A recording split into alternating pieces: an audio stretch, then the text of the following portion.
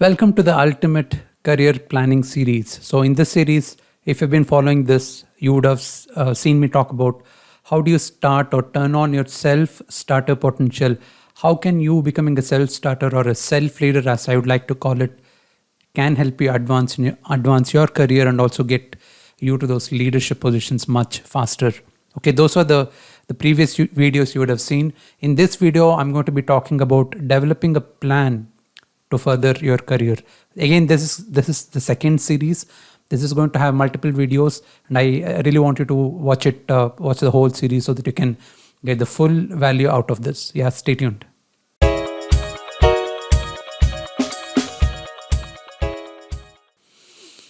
Welcome to Enriching Beliefs. This is Karthik. Thank you so much again for tuning in. Let's see what's coming up in this video. All right, so the whole series is planned in a way that you can really have a effective career plan. You have absolute clarity on how you have to go about planning your career, not just your job switch.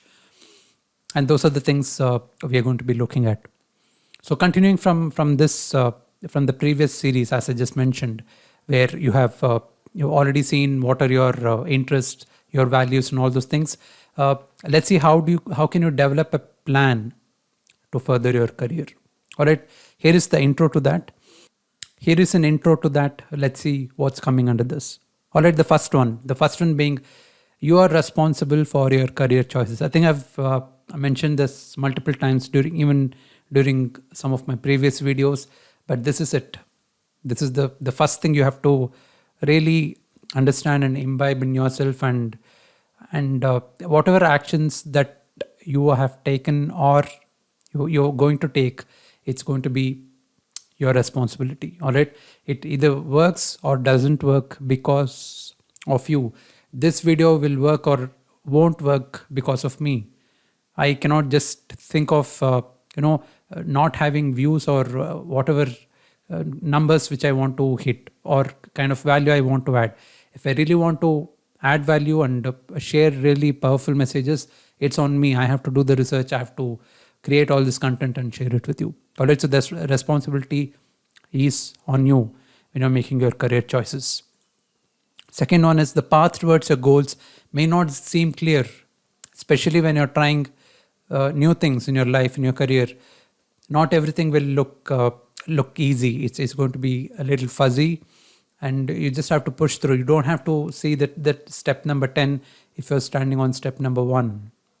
All you have to see is step number 2. That's it. You have to take the next step and then look at where you have to set your foot on to find or to locate step number 3. All right, so if this is really a super learning moment, do leave me a comment. Let me know if that is something which you resonate as a person. The third one being value, skills, lifestyle, aspirations. All these things are very important for an individual to understand. That we usually talk about the values of a company, what a job, what kind of skills a job requires, and all those things. But it's very important that even at an individual level, each and every person knows what their values are, what skills they like, they dislike, what are their interests, what are some things that they're good at, some things that they're not so good at, and their lifestyle aspirations. For example, some lifestyle aspiration for you might be to travel more. Some lifestyle aspiration for you might be to have more time for your family. Some lifestyle aspirations might be to lead a healthy living. All these things can be lifestyle aspirations. So think about all these things as well. All right. The fourth one being strategies to identify your strength and weakness. This is all coming as part of this developing a plan to further your career series. All right. And fifth one is create a career plan based on what you want to achieve. All right, with that intro, let's get started with the very first topic under this, the big career planning series, the ultimate career planning series, evaluating your current career. All right, how do you do it? Let's first set the context so that we really understand what is it that we are trying to do. Taking a stock of where you are can help you develop a roadmap for your dream job. Let's say you're planning a vacation or you're already on your vacation, and you're at a certain spot and you want to know at what time you're going to reach. Let's say you're driving your car the first thing you have to know is you have to really know where you are currently, and based on that you can understand how soon or how late are you going to reach your destination, and based on that you can plan your things accordingly. All right, that's the context. Evaluating your current career, it's more about evaluating where you are now. All right, with that, the first point under this is, how do my values relate to my job? As I just spoke about in the intro, this is very important for every individual to know what their careers, what their values are, and how is that matching up with, let's say, a certain organization that they are part of or they want to be part of. Let's say why is it important? Okay, your values are most important to you. Let's say someone is always looking the whole world in the red color. Let's just take an example. All right, and this person would probably always think that the whole world is red in color until he or she figures out that they are wearing a red sunglass. Those are your values. You look at the world through your values, even if you consciously know it or not. All right, so that's why it's very important that you know and understand what your values are, and can really pinpoint on what they are. Second, the next point under this is money, family, self-development can be some of those values. So for some it might be to earn more money. To some it might be to give more time to their family, to spend quality time with their family. To some it might be to spend more time, energy, money into their self-development, all these things. For others, as you can see, it can be ambition, autonomy. Some might be want to go on a thrilling adventure. Some want to go on a travel adventure and things like that. So the importance of you knowing your values is that you can align your core values with a company which has their own values. For example, if a company says that entrepreneurial spirit is a key value that we have, and if you are someone who has a long-term plan of becoming an entrepreneur, maybe that's the company for you. They're going to really help you, have certain skills that are very specific to how someone runs an organization, runs a company, and you can definitely grow there. If your value is about lifestyle and having a healthy living, and if a company says that our people's health is our priority, therefore we provide gym memberships for free, we give them special allowances if they really take care of themselves through some practices like yoga, meditation, or reading habits, anything of that sort, I think you can try out such an organization. So now when you're really clear on what your values are, you can totally relate to those values and also ask questions during your interview that these are my values and I see these being your values. How do you plan to help your employees in these areas? All right, so if that's a bulb on moment, do leave me a comment and let me know if we're going to make use of this thing. So when your HR or someone asks, do you have any questions? You can just, how many times have you actually said, no, I don't have any questions?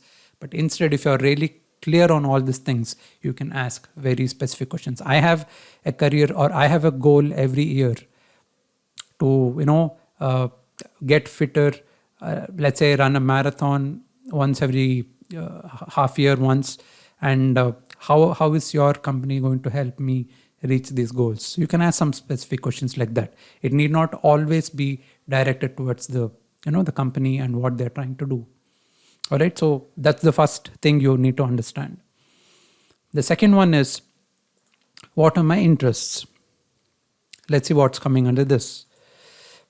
If you're someone who loves going to work, that can be your interest. Playing a certain sport. Let's say, I'm sure you have seen in some bigger campuses in certain companies that they have tennis courts, basketball courts, cricket playgrounds, indoor sports, so many different facilities, right? If you're someone who really loves these things, you might not get time to go and make use of these things during weekdays, but definitely I've seen many people go work out, use these facilities during weekends, and therefore they're really that much more satisfied being part of that organization. All right, third one being fit. As I just mentioned, you can say or ask for, do you have a gym at your location? do you subsidize or do you give certain kind of monthly amount for someone who goes to gym and all these things. All right. Fourth one is going out to explore places. If travel is something that's one of your interests, definitely ask for it. Intellectual activities. If you're someone who really loves those R&D activities, or working on the futuristic things like the AI and stuff like that, maybe look out for companies which really and help you get to those kind of activities.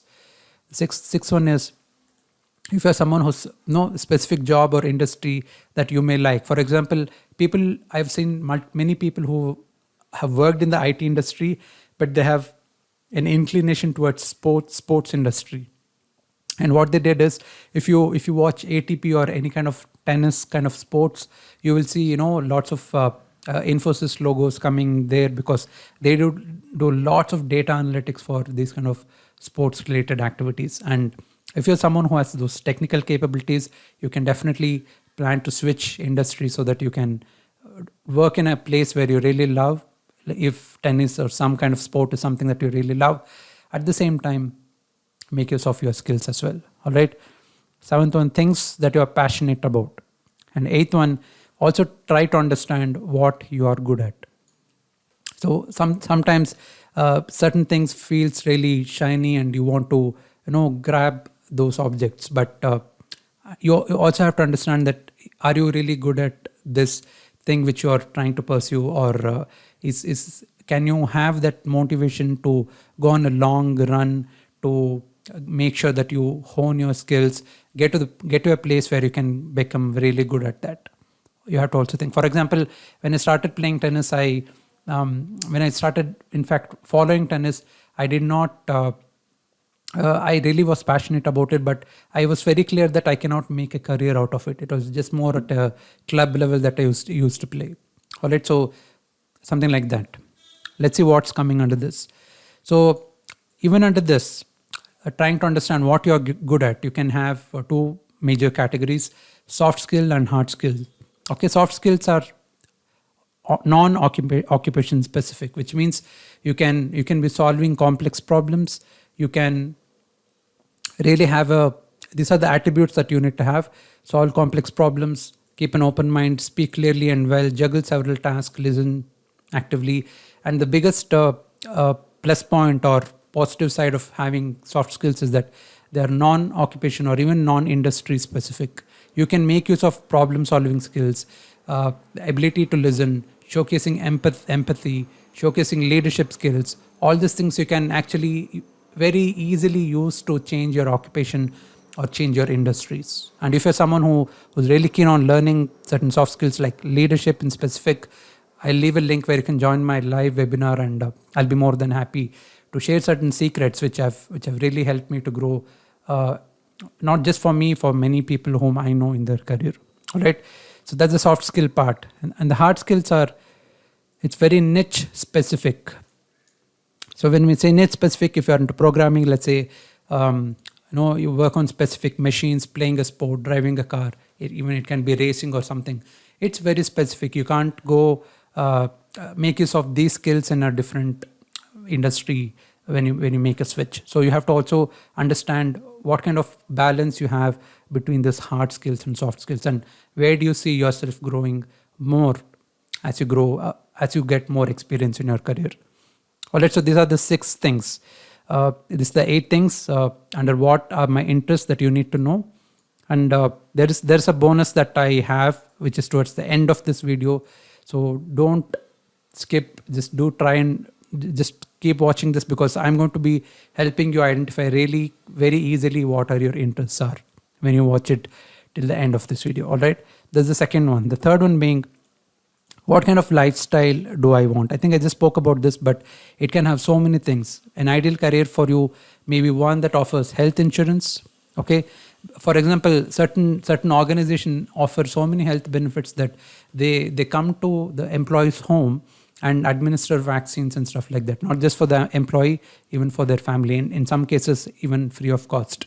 If those are things that really interest you, you can pick these things and ask questions during interviews and get that clarity. All right. Second one that allows working from home. now, specifically in this age where we are trying to be in a safe zone. We're all trying to work from home, and if that's something that you want to do long term, maybe an option for you. Okay, one that has 4-day work week policies. If you're reading news about how companies are looking at work in general, they're even talking about 4-day work week. You can just work for 4 days and take break for the next 3 days. Isn't that amazing? So maybe you can check on these things. If these are something that interests you, go search for companies which provide such opportunities. Fourth one being encourage policies for women at work. Very important, isn't it? Like maternity leaves, special time offs. Maybe for not just for women, even for men, if they want some mental time off to cool down, to get de-stressed, maybe look for certain things that can help you out. Better mental health as a trade-off for a lot of work and salary. In fact, in one of the interviews or in one of the articles I read about Elon Musk asking their employees to slow down so that they do not get stressed too much. And he is someone who works like really long stretches of time for a long years put together. And he specifically says that he advises people not to do such certain things. All right. Sixth one being life and disability insurance, may be very important for some. Pension, what kind of pension schemes that are available. Severance packages. At home vaccination services, as I just mentioned. Importance of travel opportunities and location, and even probably relocation, right? 11th, these information help you create optimal working situations for you with an informed trade-off. So these are the lifestyle choices that you can have, and you can make use of this to ask the right questions to find or plan your career ahead. That's the third point. The fourth one being, well, there's the bonus, all right? How do you find what are your core values? A very easy and simple thing to do is use money as using money as a motivator. All you have to just do is this. Go through your credit card statement for your last 3 months of your spending. Categorize them into travel, groceries, learning, entertainment, food, whatever things that you spend on, and see which category comes up on top. Okay, probably that's something that you value really on top of everything else. Or you can make use of time as a motivator. If you're someone who's really binge watching on Netflix, probably that's something you have to change now, because now that you're self-aware, you can self-regulate now. Note down where you spend most time on week-to-week basis. Categorize it, see which category comes up on top position month on month. If this was a cool hack, you can really, I can in fact suggest you an app. I'm sure it's there on Android, which I use. I don't know about iOS. It's called Walnut app, which really gives you cool categorization of where you're spending your money. All right. So using that, you can really pinpoint and categorize. And because see, let's understand one thing, where you spend more time and money is something that you value. And if you're someone who's without having that mindfulness quotient, if you're simply spending time and money everywhere, I think it's really high time that you change. You need real accountability on that. And if you really are keen on growing yourself with that sort of accountability, you need to be part of an environment which pushes you every day. And that's something which I'm building. And you can check out those things when you join my webinar, and I'll share an opportunity for you to join my community. All right. So that's the bonus hack. Let's see what's coming in point number 5. Your next steps, as I mentioned, you can definitely join my groups, my Facebook group, Telegram group. I'll also leave a link where you can download my, the career planning guide, or make sure that at least you join my Telegram and Facebook groups where I keep sharing not just concepts, but also implementable kind of challenges and stuff, and guides like this, which will really help you fast track your career growth. All right. So again, so thank you so much for tuning in and watching till this end.